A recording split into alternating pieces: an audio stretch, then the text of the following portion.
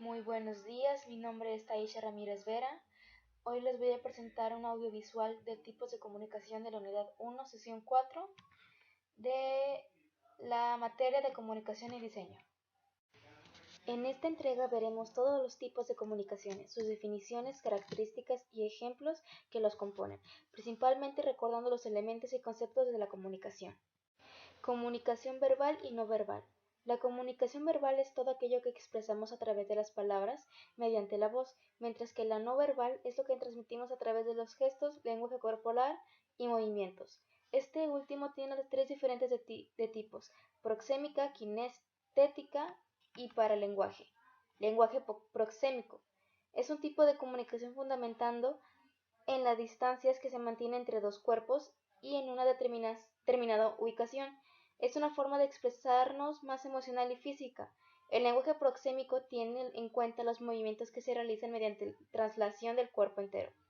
Los elementos que componen son hostilidad, espacios y contextos en los que se aplican: un espacio público, un espacio social, un espacio personal, un espacio íntimo.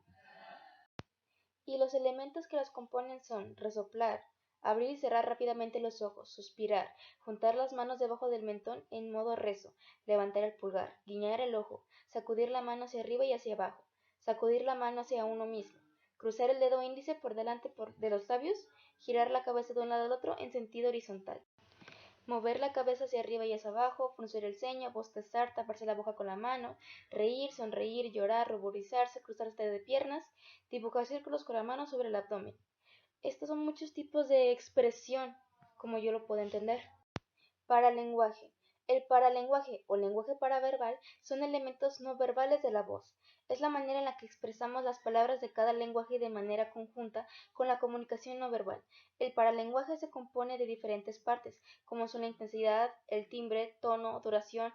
Asimismo, engloban sonidos fisiológicos y emocionales como en el llanto o la risa, las pausas y los silencios. Los elementos del paralenguaje son más sencillos de explicar, ya que el paralenguaje se compone de diferentes partes como los acentos, el volumen de voz, la entonación, velocidad y ritmo al hablar. Asimismo, el paralenguaje se engloban sonidos fisiológicos y emocionales como son el llanto o la risa, las pausas y los silencios. El lenguaje oral y escrito. El lenguaje oral es inmediato, rápido y ágil, pero el lenguaje escrito es elaborado, detallado y conciso. El lenguaje oral apoya en gestos, ademanes y contextos externos, pero el lenguaje escrito no otras formas de mirar el lenguaje. Nos permite leer varias veces lo escrito y corregir lo que sea necesario. Elementos que los componen: emisor, receptor, mensaje, canal, código y situación. Lenguaje interpersonal. La comunicación interpersonal es el proceso por el cual los seres humanos intercambian sentimientos e información mediante mensajes verbales y no verbales. Constituye un elemento elemental en las relaciones humanas. Conoce todas las claves que necesitas saber para practicar una comunicación interpersonal de calidad. Lenguaje intrapersonal. La comunicación intrapersonal es la que una persona establa consigo misma. Esta forma de comunicación implica que es la misma persona quien emite y al mismo tiempo quien recibe el mismo mensaje. Sus elementos son catastróficos. La persona en este caso suele mantener diálogos consigo mismo que generan rechazo, ansiedad, culpa o lástima hacia su persona. Víctima. La persona mantiene diálogos en los que siente que el resto es superior a ella y se siente totalmente desprotegida, irrelevante. Tener esta clase de pensamientos hace que una persona no pueda salirse de un círculo vicioso de agotamiento y estrés, ya que no deja de repetir una y otra vez los objetivos que no alcanzó o cualquier tipo de frustración. Autocrítico. Se da cuando la persona se siente inútil y todas las autoevaluaciones que se hacen son totalmente negativas. Lenguaje intercultural. La comunicación intercultural tiene que ver con la comunicación entre diferentes culturas. Es una interacción entre personas diferentes que pueden ser interpersonal o mediática. Tiene que ver con aspectos de intercambio de la información entre personas o grupos que han experimentado experiencias culturales diferentes o diversas, las cuales influyen en la manera en que estamos y somos.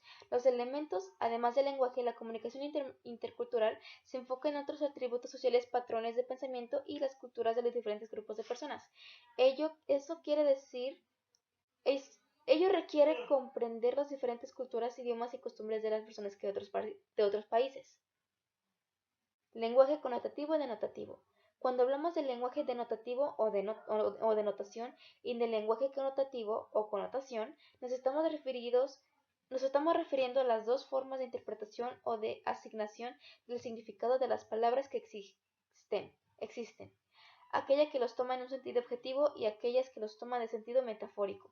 El lenguaje denotativo es aquel que se haya establecido en los diccionarios, que opera de manera universal para los hablantes de un mismo idioma que existe en cualquier contexto posible. El lenguaje connotativo es aquel que funciona en base del doble sentido o la metáfora, es decir, a la asociación cultural o social que se superpone al significado objetivo, imprimiéndole nuevos matices y nuevos usos.